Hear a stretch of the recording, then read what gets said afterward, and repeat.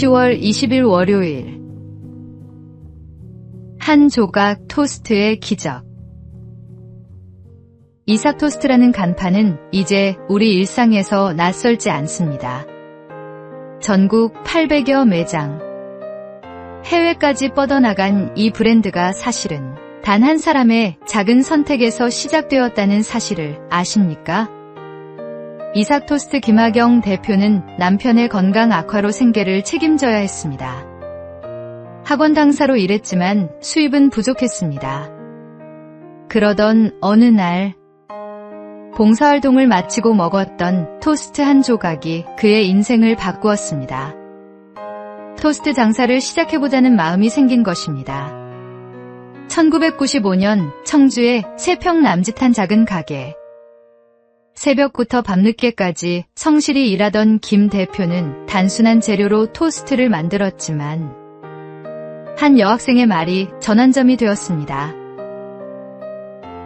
여기에 소스를 바르면 훨씬 맛있겠네요.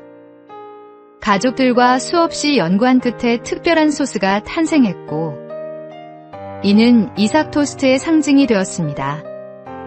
그는 여전히 겸손합니다. 내가 이 땅에 살아있음으로 인해 한 사람이라도 행복하다면 그것이 성공이다.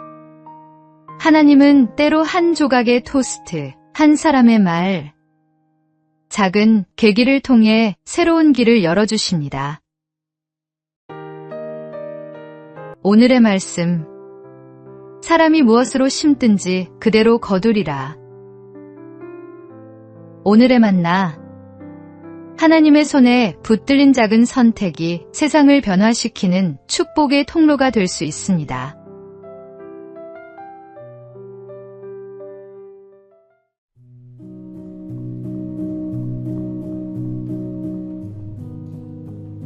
(10월 21일) 화요일. 분노의 대가. 한 직원이 상사의 지적을 받게 되었는데 그날따라 피곤과 스트레스가 겹쳐 있었습니다. 처음에는 그냥 넘기려 했지만 마음속 억눌린 감정이 터져나왔습니다. 결국 그는 회의 자리에서 목소리를 높이며 상사와 심하게 다투었고 감정을 이기지 못해 사직서를 던져버렸습니다. 순간은 통쾌했을지 모릅니다. 하지만 그 결정은 돌이킬 수 없는 결과를 남겼습니다. 안정된 직장을 잃은 그는 곧 경제적 어려움에 부딪혔고 가정에도 불화가 생겼습니다. 무엇보다 시간이 지나 돌아보니 상사와의 문제는 차분히 대화로 풀 수 있었던 사소한 일이었습니다. 한순간의 분노가 인생의 중요한 기회를 잃게 만든 것입니다. 비슷한 일은 가정에서도 일어납니다. 부부 사이에 작은 의견 차이가 있을 때 서로 한 발 물러서면 충분히 해결될 문제들이 있습니다.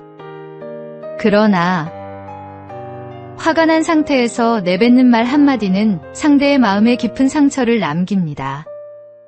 분노는 우리의 판단을 흐리게 하고 결국 어리석은 결정을 내리게 만듭니다. 그러므로 화가 치밀어 오를 때는 잠시 멈추어 마음을 가라앉히고 깊은 호흡과 함께 주님께 지혜를 구해야 합니다. 오늘의 말씀. 노하기를 속히 하는 자는 어리석은 일을 행하고 악한 계교를 꾀하는 자는 미움을 받느니라. 오늘의 만나. 순간의 감정을 다스리는 지혜가 인생의 많은 문제를 해결하는 열쇠입니다.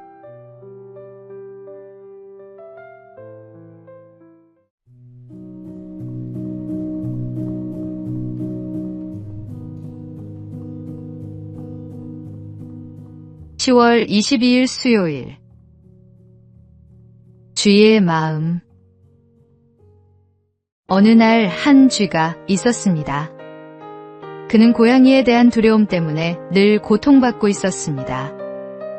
이를 불쌍히 여긴 마법사가 그 쥐를 고양이로 변하게 해주었습니다. 그러나 고양이가 되자 이번에는 개를 두려워했습니다. 마법사는 다시 그를 개로 바꾸어 주었습니다. 하지만 개가 되자 호랑이를 무서워했고 호랑이가 되자 다시 사냥꾼을 두려워했습니다. 결국 마법사는 이렇게 말했습니다. 다시 쥐가 되어라.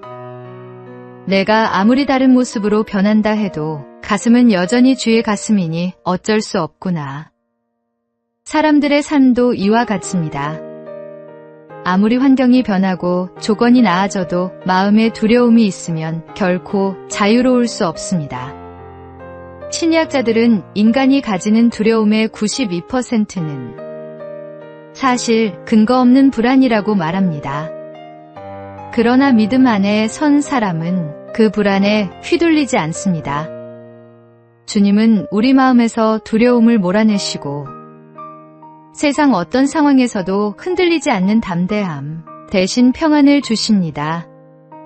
그것은 오직 하나님과의 교제 속에서만 얻을 수 있는 선물입니다.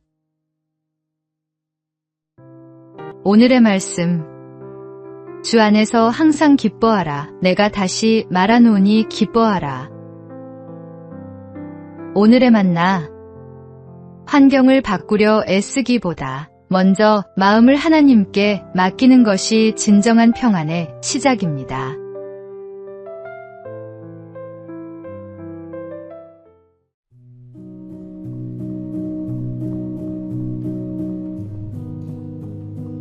(10월 23일) 목요일.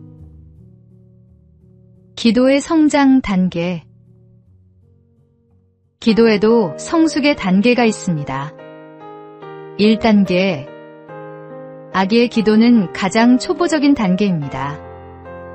물질적인 것, 눈에 보이는 것을 구하는 기도입니다. 아기가 울기만 해도 부모가 다 알아서 채워주듯 막 신앙생활을 시작한 성도는 단순히 필요를 구하고 응답받는 경험을 하게 됩니다. 2단계. 청소년의 기도는 응성만으로는 통하지 않습니다. 원하는 대로 즉시 응답되지 않고 하나님의 뜻에 맞춰 순종해야 하는 훈련이 시작됩니다. 내 감정과 생각, 시간과 자존심까지 주님의 다스림을 받아야 합니다. 스스로 판단할 수 있지만 여전히 부모의 허락이 필요한 미성년처럼. 이 단계의 기도는 배움과 훈련의 과정입니다. 3단계. 장년의 기도는 성숙한 사랑의 단계입니다. 영혼이 주님과 깊이 연합되어 예수님을 신랑으로, 나는 그분의 신부로서 교제하는 기도입니다. 더 이상 말이 많지 않아도 그분 안에 머무르는 것만으로 충분합니다. 이 단계의 기도는 은밀하고 깊은 친밀함이 특징입니다. 기도의 성숙은 하루아침에 오지 않습니다. 그러나 주님과 동행하는 삶 속에서 점점 더 깊어져 갑니다. 오늘의 말씀. 쉬지 말고 기도하라. 오늘의 만나. 끊임없이 주님 앞에 나아갈 때 기도의 깊이와 친밀함이 더해지는 은혜를 경험하게 됩니다.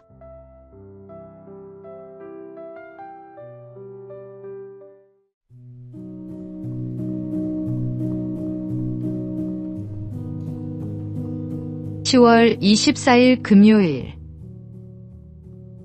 말씀의 능력. 제가 하나님의 말씀에 사로잡혀 있기에 여기 제가 서 있습니다. 저는 달리 할 수 없습니다. 하나님이여 저를 도우소서. 종교개혁자 마르틴 루터가 보름스 회의에서 남긴 확고한 신앙 고백이었습니다. 그는 성경이 결코 정치적 도구나 개인의 권력을 위해 사용되어서는 안 된다고 믿었습니다. 오직 하나님의 말씀을 선포하고 전하기 위해 존재한다고 확신했습니다. 루터는 로마서를 통해 하나님의 뜻을 발견하고 1517년 95개조 반박문을 게시하며 본격적인 종교개혁의 길을 걸었습니다. 그는 훗날 이렇게 고백했습니다. 나는 오직 하나님의 말씀을 가르치고 설교하고 기록했을 뿐입니다. 그런데 놀라운 일이 일어났습니다. 말씀은 스스로 역사했고 교황의 권세조차 흔들리기 시작했습니다. 이 모든 것은 말씀의 능력 때문입니다. 루터가 종교개혁을 일으킨 이유는 당시 교회가 하나님의 말씀에서 멀어졌기 때문이었습니다. 오늘날도 마찬가지입니다.